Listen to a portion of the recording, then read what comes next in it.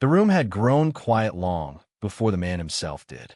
By the late 1970s, John Wayne no longer entered spaces with thunder.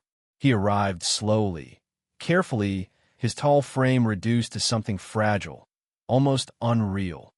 The cancer had already taken his lung years earlier, then his stomach, and now it seemed to be taking everything else that made him recognizable to the world. At 72 years old, weighing barely 140 pounds, the man once known as the embodiment of American toughness had become someone people did not know how to look at anymore. They stared too long. They spoke too softly. Their voices carried sympathy before he even said a word. And every time it happened, it cut deeper than the disease itself. Wayne did not fear death the way people assumed. What he feared was being erased while he was still breathing. He had built a life on presence, on command, on the unspoken authority of simply standing in a room. Now, when he walked in, conversations stopped not out of respect, but out of shock. Faces tightened, eyes filled. He could feel it immediately, that invisible shift, the moment he was no longer Duke the man, but Duke the patient. People meant well. They always did. They told him he was brave. They told him he was an inspiration. They told him they were praying. He nodded, smiled, thanked them, played the role expected of a dying legend. But inside, something far more painful was happening. He was being mourned while still alive. The world saw the final confirmation of this at the Academy Awards in April 1979. When Wayne stepped onto that stage to present the final award of the night, the audience gasped. Some cried openly. The applause that followed was not for the performance, but for the farewell everyone believed they were witnessing. Wayne stood there, thin, unsteady, his once booming voice weakened, yet still doing his job. He finished, walked off, and backstage the ritual continued. Hugs that lingered too long. Eyes full of tears, words chosen carefully, as if speaking too loudly might break him. That night, Wayne understood something with devastating clarity. To everyone else, he was already gone. What very few people understood was how much that hurt him. Wayne had spent his life refusing to be handled gently. He had built his identity on strength, bluntness, and an almost stubborn refusal to ask for sympathy. Now, sympathy was all anyone offered. It followed him everywhere, heavier than the illness itself. And then, in the middle of that quiet suffocation, the phone rang. The voice on the other end did not sound careful. It did not sound sad. It did not sound like someone preparing a farewell. It sounded normal, irreverent, familiar. Dean Martin did not ask how Wayne was feeling. He did not mention doctors or prayers. He simply said he was coming over and told Wayne to make sure he was home and not dying an inconvenient time. Wayne laughed. Not the polite laugh he had been offering the world for weeks, but a real one, the kind that came from relief. His daughter heard it from the other room and froze. She had not heard that sound in a long time. When Martin arrived the next day, the tension in the house was thick. The family had watched how exhausting visitors had become, how much energy it took for Wayne to endure the sadness that followed him everywhere. They expected more of the same. What they did not expect was Martin walking in, taking one look at his old friend wrapped in an oversized robe, and saying exactly the wrong thing in exactly the right way. No softness, no evidence, no acknowledgement of the room's fear. Just a blunt, almost cruel joke that sounded exactly like something he would have said 20 years earlier. For a moment, time stopped. Everyone waited for offense, for pain, for awkward silence. Instead, Wayne smiled. Then he laughed, deeply, loudly, like a man who had just been handed back a piece of himself he thought was already gone. In that instant, he was no longer the dying legend everyone tiptoed around. He was Duke again, not a symbol, not a patient, just a man sitting with his friend. What followed was not a dramatic confession or a heartfelt goodbye. It was something far rarer. It was 2 hours of normal life. Stories that did not matter. Jokes that were not appropriate. Complaints about people who annoyed them. Arguments that led nowhere. And in those 2 hours, something extraordinary happened. John Wayne was allowed to live again, not in the past, not in memory, but in the present, exactly as he was, without apology or pity. That choice, to refuse the script everyone else followed would become one of the quietest yet most profound acts of friendship in Hollywood history. It was not about denying death. It was about denying its power to strip a man of his dignity before it arrived. Long before illness reshaped his body and silence followed him into rooms, John Wayne had already built a life defined by weight, not only physical but symbolic. He was born Marion Morrison, a quiet boy who grew into a towering presence through discipline, repetition, and an almost ruthless sense of self-control. Nothing about the Duke persona came easily. It was carved over decades of work, failure, and stubborn persistence. By the time the world accepted him as the embodiment of American masculinity, Wayne had already internalized a private rule that guided his entire life. A man endured. A man did not complain. A man did not ask to be spared. That rule shaped everything. On sets, Wayne was direct to the point of brutality. He did not waste words. He respected competence and had little patience for insecurity. Crew members learned quickly that earning his approval meant showing up prepared and standing your ground. Actors either folded under that pressure or rose to meet it. Wayne had no interest in pretense. He believed authenticity revealed itself through action, not explanation. That belief made him difficult, admired, feared, and trusted all at once. When he met Dean Martin, the contrast was immediate. Dean arrived with a reputation built on charm, music, and humor. To the public, he was effortless cool, a man who drifted through life with a glass in his hand and a smile that never seemed to crack. Wayne had seen that image and dismissed it. He assumed Martin was another entertainer playing its seriousness, another Hollywood creation not meant to last once the laughter faded. Their meeting on the set of Rio Bravo challenged that assumption almost immediately. Martin was cast in a role that demanded vulnerability, restraint, and emotional honesty. Under the direction of Howard Hawks, there was no room for exaggeration or safety nets. The character required someone willing to look weak on screen, to let the audience see fear, shame, and quiet determination. Wayne watched closely, skeptical at first, then increasingly attentive. What he saw unsettled him. Martin did not hide behind jokes when the camera rolled. He did not overplay the drama. He listened. He waited. He allowed silence to do the work. Wayne recognized something rare in that approach. It was not laziness or indifference. It was confidence without arrogance. Martin did not need to prove himself loudly because he already understood who he was. That realization earned Wayne's respect faster than any compliment ever could. Off camera, their connection deepened in ways neither man advertised. They did not bond through constant contact or public declarations of friendship. Instead, they shared an understanding that required very little maintenance. They talked when they talked. They laughed when they laughed. They did not demand emotional updates or reassurance. In an industry built on appearances, their relationship was almost aggressively real. They allowed each other to exist without explanation. That dynamic mattered more than either man realized at the time. Wayne's life, despite its size, was often lonely. Fame insulated him. Expectations boxed him in. People approached him with admiration, fear, or an agenda. Very few approached him as an equal. Martin did. He never asked Wayne to soften. He never flinched at Wayne's bluntness. He responded with humor, sometimes sharp, sometimes careless, but always honest. That honesty created a rare equilibrium. Years passed. Careers evolved. They worked together again, crossed paths less frequently, but the foundation remained intact. Both men carried private burdens the public never fully saw.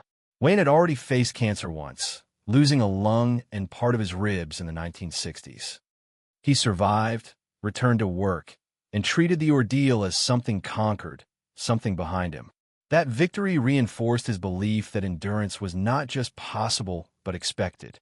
Martin, meanwhile, was navigating his own quiet unraveling. His marriage ended. His drinking increased.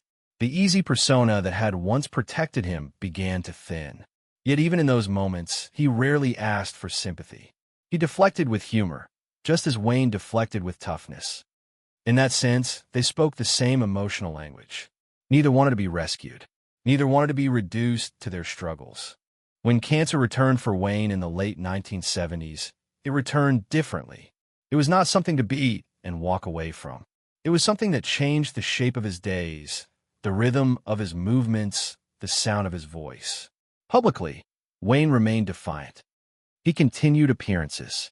He refused to disappear. Privately, the cost was immense. His strength faded, but his identity did not. That mismatch created a tension that few people knew how to navigate. Most visitors responded with fear disguised as kindness. They slowed their speech. They softened their eyes. They framed every conversation as if it might be the last. Wayne felt that shift immediately. To him, it was not compassion. It was surrender. It told him that the world had already decided who he was now. Not Duke, not the man, just the ending. Martin understood something others did not, because he had always understood Wayne before. He knew that acknowledgement without pity was the only language his friend would accept. He knew that once you spoke the words of farewell, you could never take them back. And he knew that Wayne did not need help preparing for death. He needed help remaining himself while alive. That understanding was not intellectual. It was instinctive. It came from years of mutual respect, built without ceremony. It came from knowing when to speak and when not to. When Martin decided to visit Wayne, he was not planning a goodbye. He was protecting something fragile and invisible. Wayne's sense of dignity. Everything that followed grew out of that shared past. The jokes, the insults, the refusal to acknowledge what everyone else saw. Those choices only make sense when viewed through the history they shared. This was not cruelty. It was continuity. It was Martin insisting that the man in front of him was the same man he had always known. That is what made those hours so powerful. They were not an exception. They were a continuation. In a life suddenly defined by endings, Martin gave Wayne something far more valuable. He gave him the comfort of familiarity, the reassurance that at least one relationship remained untouched by illness. By the time the illness reached its final stage, the world around John Wayne had already begun to behave as if the story was over. Doctors spoke in careful tones. Schedules were adjusted quietly. Invitations slowed, then stopped. The man who had once dictated the rhythm of entire productions now moved according to his body's limits, and those limits tightened every week. Yet the most painful change was not physical. It was social. Conversations no longer flowed naturally. Every exchange carried an unspoken weight, a sense that time was being measured, counted, rationed. Wayne was fully aware of what was happening. He had lived long enough, worked hard enough, and seen enough people disappear to recognize the signs. He knew his prognosis even when others avoided the word. He understood that the cancer would not be beaten this time. What he could not accept was how quickly people stopped seeing him as present. The room would quiet when he entered, not out of respect, but out of fear. People no longer argued with him. They no longer teased him. They nodded, agreed, smiled gently, as if resistance itself would be unkind. That silence was unbearable. Wayne had never been a man who thrived on tenderness. He thrived on friction, on pushback, on being challenged. Without it, he felt smaller than the illness had already made him. In those weeks, he withdrew more often, not because he wanted to be alone, but because being seen that way felt like a kind of humiliation he had no words for. Public appearances became acts of defiance. Each one cost him dearly, but he refused to retreat quietly. When he stepped onto the stage at the Academy Awards in the spring of 1979, he knew exactly what the audience saw. He felt their shock before they made a sound. He heard their applause and understood what it meant. They were not applauding the moment. They were applauding the ending. He smiled anyway. He did what was expected. He finished. He exited. And backstage, the ritual resumed. People gathered around him as if drawn by gravity. They spoke about legacy, about courage, about how much he meant to them. Every sentence sounded like a eulogy delivered too early. Wayne absorbed it politely, but each word reinforced the same message. You're no longer here with us. You're on your way out. That was the moment Dean Martin recognized from a distance. He did not need to be in the room to understand what Wayne was experiencing. He had seen it happen to others. He had felt the shift himself in quieter ways as he aged, as roles changed, as applause softened. He knew that the greatest cruelty of terminal illness was not pain, but isolation disguised as care. When Martin decided to visit Wayne, he did so without ceremony. He did not announce it publicly. He did not consult anyone about how to behave. He trusted his instinct, the same instinct that had guided him through decades of performance and private loss. He knew that if he walked into that house carrying sorrow, the visit would collapse under its own weight. He knew that if he acknowledged death openly, it would dominate everything that followed. So he chose a different path, one that only someone with a long shared history could choose. The day he arrived, the house felt tense. Family members moved carefully, as if noise itself might be dangerous. Wayne sat wrapped in a robe that no longer fit his body, his posture still proud but clearly strained. When Martin entered the room, there was a pause, a moment where reality threatened to intrude. Wayne looked thinner. His face was drawn, his strength visibly diminished. Martin saw all of it. He simply refused to respond the way everyone else had. Instead, he spoke the language they had always spoken, insults disguised as affection, humor edged with familiarity. No evidence, no question, no acknowledgement of fragility. The shock in the room was immediate, but Wayne's reaction was even faster. He laughed, not out of politeness, not out of obligation. He laughed because, for the first time in months, someone had not adjusted themselves around his illness. That laughter changed everything. It broke the invisible barrier that had formed between Wayne and the world. For the next 2 hours, the illness might as well have been in another room. Martin did not ask how Wayne felt. He did not bring up doctors or treatments.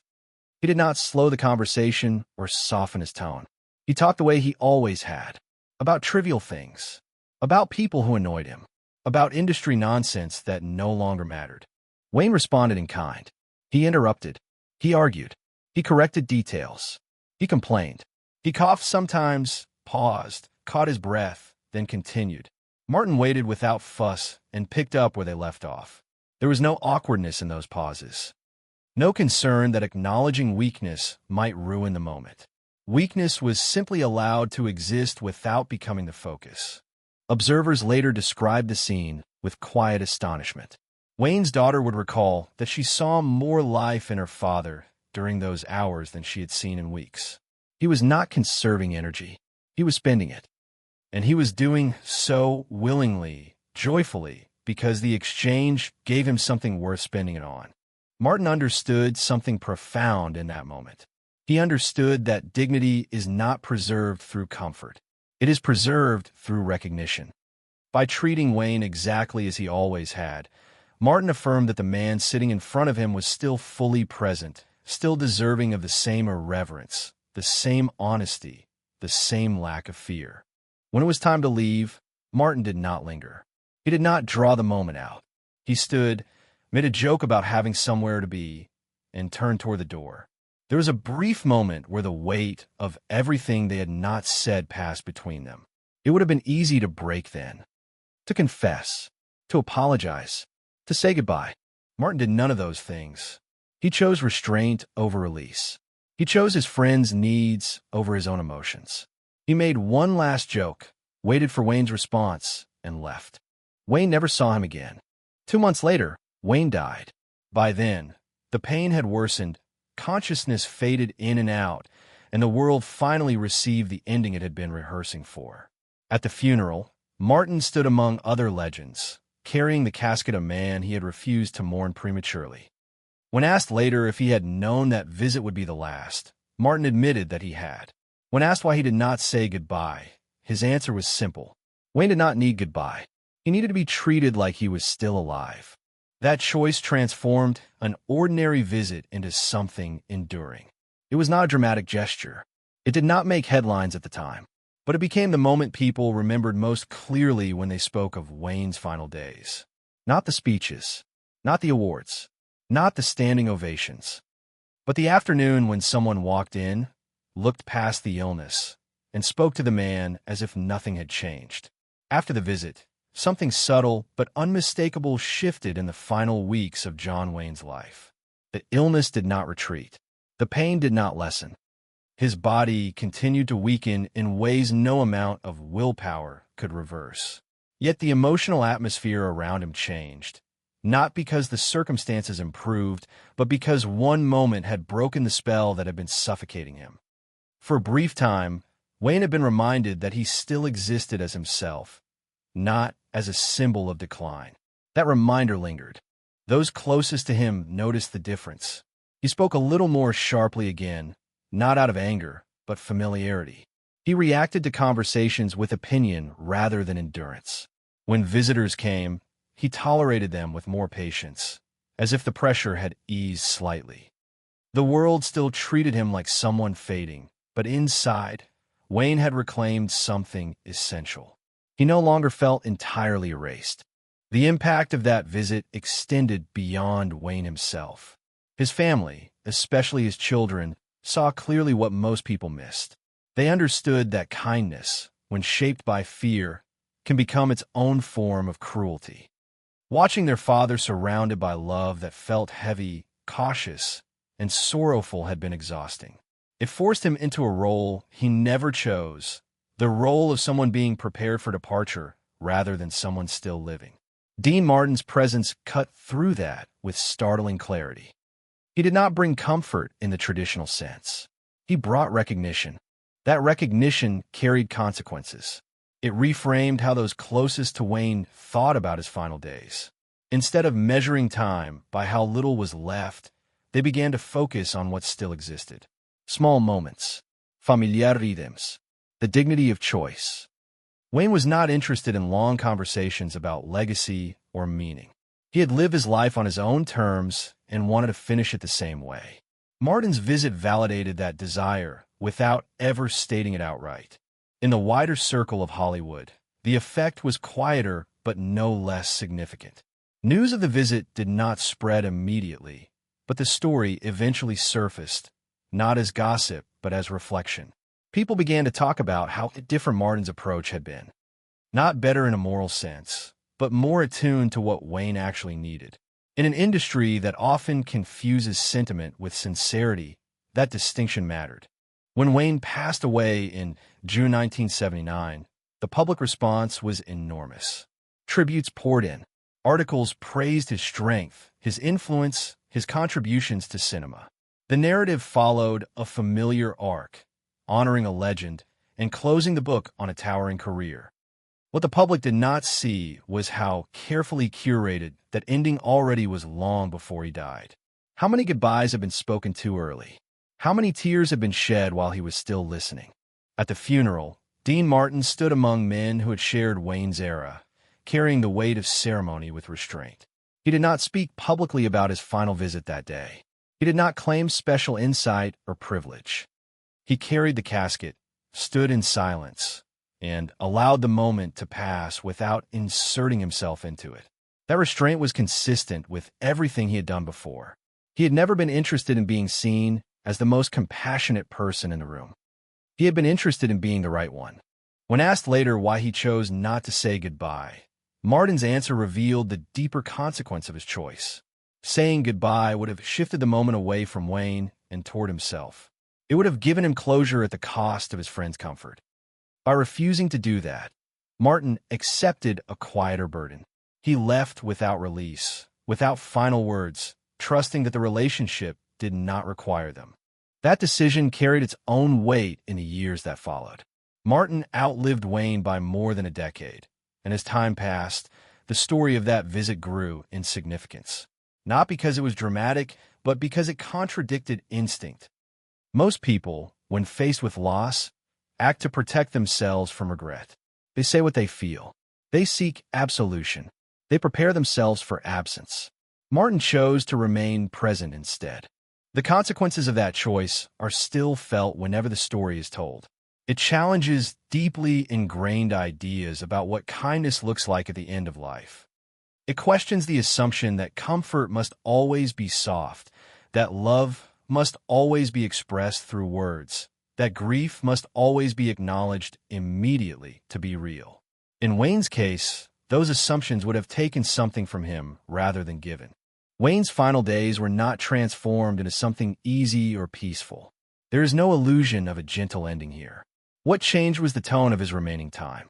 He was allowed to occupy it as himself, not as an object of sympathy. That allowance did not cure him. It dignified him.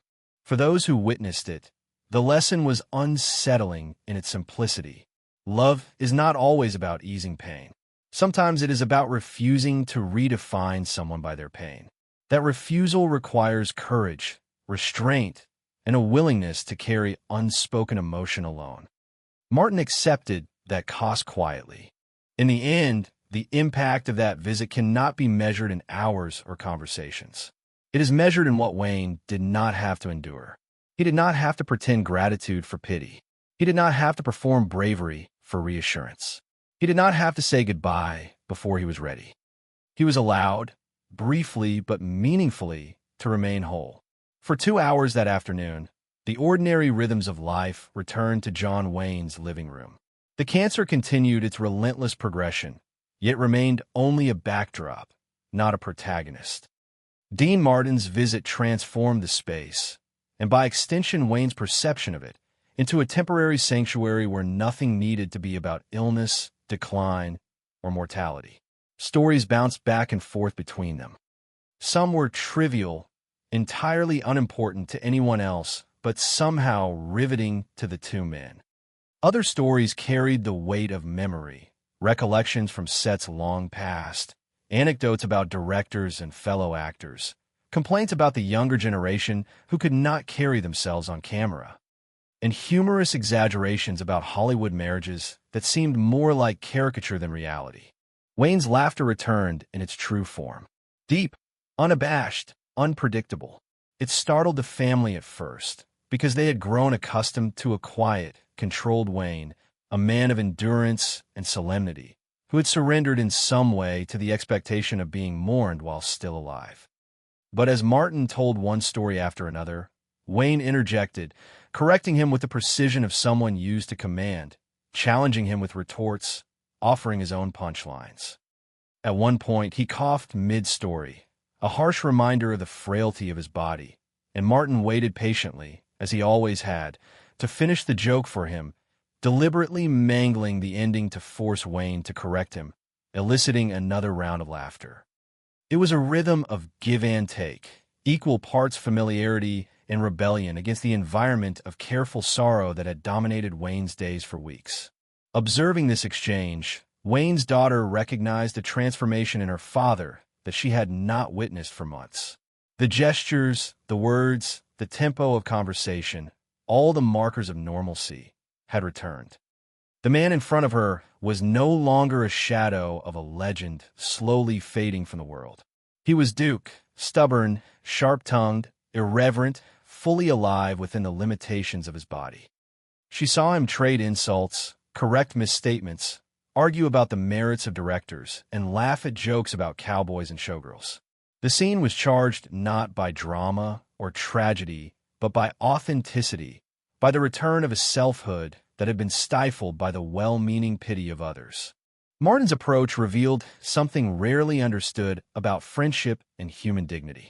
Most people, when facing a friend who is terminally ill, act out of anticipation of loss rather than recognition of presence. They bring comfort, expressions of fear, or their own grief. Their kindness often masks an unconscious desire to prepare themselves for absence. Martin subverted all of that. He entered Wayne's home not as a mourner or caretaker, but as a peer, as an equal, as someone who refused to let the world define the moment. He acknowledged the decline only indirectly, through humor, through irreverent observation, through insistence on conversation that did not revolve around death. In doing so, he preserved Wayne's dignity in a way that no words of sympathy could. This act was not trivial. It required courage and empathy, qualities that are difficult to enact when confronted with the stark realities of terminal illness. Martin had to resist the instinct to offer closure, the instinct to express fear or sorrow. Instead, he chose to center his friend's experience. He gave Wayne the rarest gift, 2 hours in which he could occupy the space fully as himself, in his own time, in his own voice, without the constraints of social expectation or the performative grief of others. For Wayne, this was more sustaining than any medical intervention. It was a reaffirmation of identity, an assertion that the man in the chair was not only present but entitled to that presence. The quiet power of those hours extended beyond the immediate experience. The family and anyone who bore witness absorbed lessons in human dignity and the ethics of care. They realized that sometimes the kindest act is not to smooth pain or offer consolation, but to affirm autonomy, to recognize agency even when strength is limited. The visit illustrated that friendship at its most profound does not always manifest in spoken declarations or physical comfort. Sometimes it is about the refusal to reduce someone to their suffering, about insisting that the person remains more than the sum of their ailments. Wayne himself understood this instinctively. He had spent decades managing his public persona, balancing perception, authority, and authenticity. He knew how easy it was for others to redefine him in moments of vulnerability. Martin's choice to act differently, to ignore the usual scripts of condolence and caution, validated Wayne's life and identity. It reaffirmed the principle he had lived by: a man endures, a man persists, and a man's essence cannot be redefined by circumstance alone. Even as the body fails, the self retains its authority when recognized appropriately. The lessons of those hours resonate because they challenge conventional notions of caregiving and empathy. We often assume that support requires deference, softness, or verbal affirmation. Martin's presence demonstrates that genuine care can be delivered through engagement that respects the totality of a person. By meeting Wayne with humor, irreverence, and attentiveness to his natural voice, Martin offered a form of love that could not be replicated through conventional sentimentality.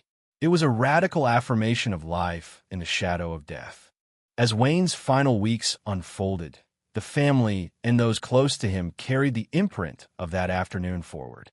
Even as he grew weaker, even as consciousness wavered, that sense of being fully recognized, being allowed to occupy his own self, provided sustenance. Wayne remained aware, in those moments, that not all interactions would reduce him to a patient, that not all gestures would be measured against the inevitability of death. He had been seen as Duke, as a man, as himself, and in that recognition lay a dignity and comfort deeper than words could articulate. Martin's departure, quiet and unceremonious, was consistent with this ethos. He left the room without a drawn-out farewell, without turning the moment into a confessional or a goodbye. By doing so, he preserved the authenticity of the encounter, leaving Wayne with ownership of the experience, undiluted by grief or sentimentality. The act was subtle but potent. It affirmed autonomy, validated identity, and allowed Wayne to exist fully, even if temporarily, in a world otherwise defined by his decline. This visit, though brief, casts a long shadow over the narrative of Wayne's final months. It reframes the understanding of what it means to accompany someone through illness and mortality. It emphasizes that the greatest acts of friendship are often invisible, quiet, and radically attentive to the needs of the other rather than the emotions of the self. In a life marked by public display, it is a rare instance of intimacy that is both profound and unspoken. In the weeks following Dean Martin's visit, the lingering effect of that afternoon became clear in subtle but profound ways. John Wayne moved through his remaining days with a quiet reinforcement of self. The cancer was relentless, yet for the first time in months, he carried himself with a sense of presence that seemed almost impervious to it. He laughed more, spoke more, and engaged with his family and friends in a rhythm that echoed the way he had lived his life before illness imposed its heavy hand. Those 2 hours had done something more enduring than comfort. They had restored his agency, if only temporarily, at the very time it was under siege. Wayne's reflections on those moments would never be spoken aloud, yet they resonated through the behaviors he displayed. He reclaimed fragments of identity that had been eroded by pity and fear. When family members tried to shield him from fatigue or anxiety, he resisted in small, deliberate ways. A story he wanted to tell, a jest he wished to make, a correction he insisted on delivering. All these acts became subtle assertions that he was not merely a patient, a symbol, or a fading figure to be mourned preemptively. He was Duke, fully, in the moments that mattered most. The broader significance of Martin's gesture extends far beyond the personal. It illuminates an essential truth about legacy and human connection, that the value of a life is not measured only by accomplishments or recognition, but by the acknowledgement of one's presence in its most authentic form. Martin did not attempt to rewrite the narrative of Wayne's life or sanitize the final chapters for the comfort of others. Instead, he met Wayne exactly where he was, responding not to expectation or fear, but to the unspoken needs of the friend he had known for decades. This distinction between sympathy and recognition, between sentiment and authenticity, is what made the visit so powerful. It is telling that in recounting those final days, Wayne's family emphasized the laughter, the debate over directors, the jokes about Hollywood absurdities, and the playful sparring that Martin instigated. These moments were not grand or dramatic, yet they carried more emotional weight than any speech or eulogy ever could.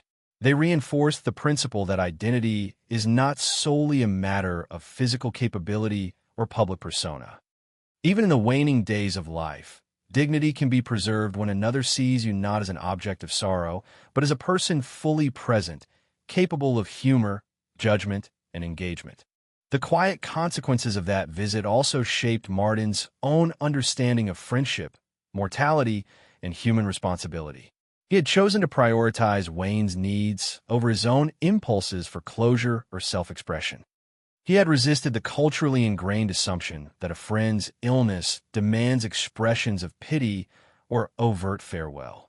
Instead, he acted in a way that respected the integrity of Wayne's experience.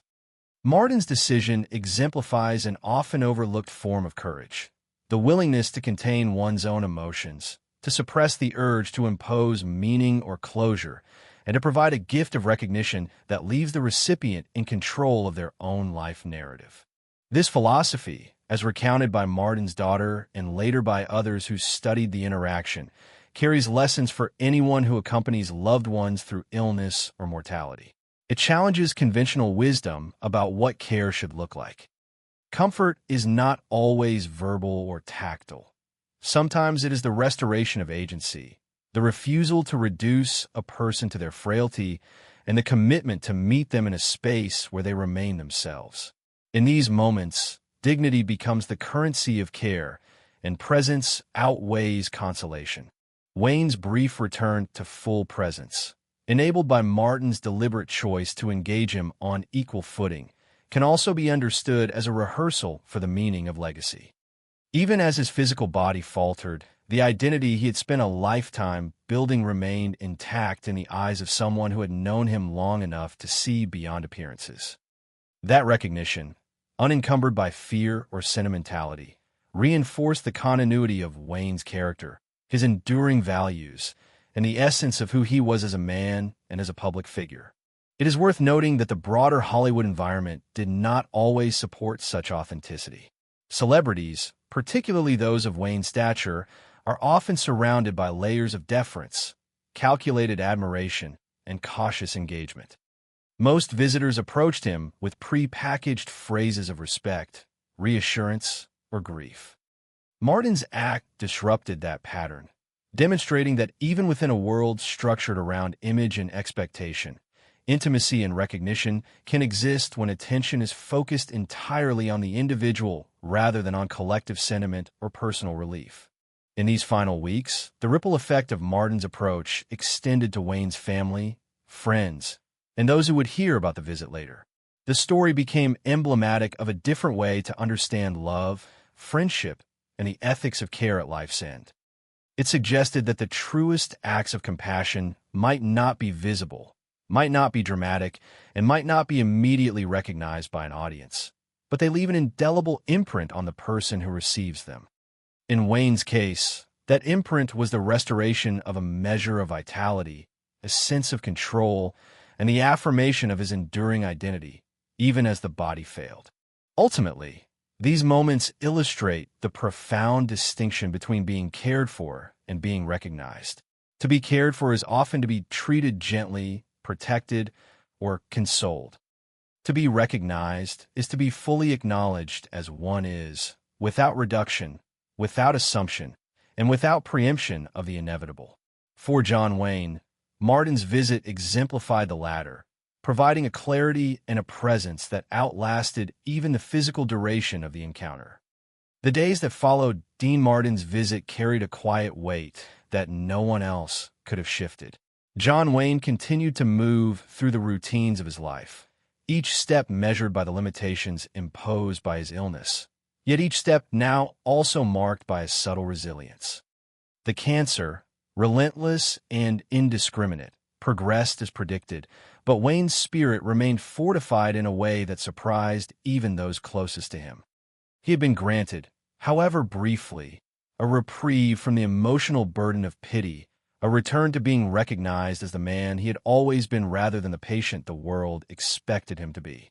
In the quiet hours of his home, Wayne found solace in the echoes of that afternoon. He remembered the cadence of their conversation, the precise timing of jokes, the playful contradictions, the irreverent humor that had once defined his life on sets and stages. Those moments were not merely entertaining. They were restorative. They reaffirmed the autonomy he had fought to maintain for decades, the dignity he had cultivated as a cornerstone of his public and private self.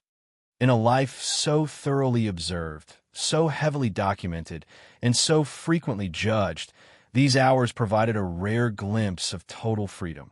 The ability to exist without being measured against expectations, to speak, laugh, and argue without constraint, and to be seen fully by someone who had known him in every dimension. Wayne's family observed these subtle changes with quiet relief. His laughter returned more frequently. His remarks carried the bite and clarity that had once made him formidable, and he engaged with the world on terms he chose rather than those prescribed by the weight of sympathy.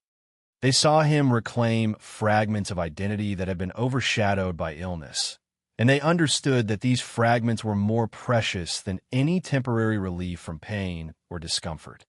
Martin had provided a model for how to honor the dignity of someone facing mortality, not by shielding them, not by comforting them in a traditional sense, but by affirming their continued agency, their continued presence, and their enduring essence. In the wider context of his legacy, this interaction became emblematic of a deeper truth about life, friendship, and the ethics of care.